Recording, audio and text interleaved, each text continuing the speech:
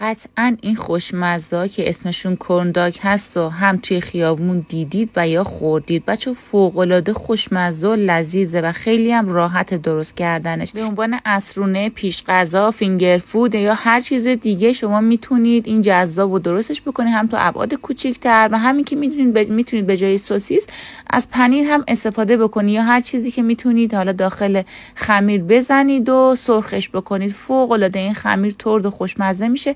حتما یک بار امتحانش بکنید. من تمام مواد لازم رو توی کپشن براتون نوشتم که دسترسی بهش راحت تر باشه براتون. شما خمیر رو که آماده کردین فقط توی ظرف استوانه‌ای بریزید که داخل خمیر زدن راحت تر باشه براتون. هر چیزی که میخواین بزنید فقط یادتون باشه که روغن بعد داغ و قوطه ور باشه که یک دست و خوشگل سرخ بشه براتون.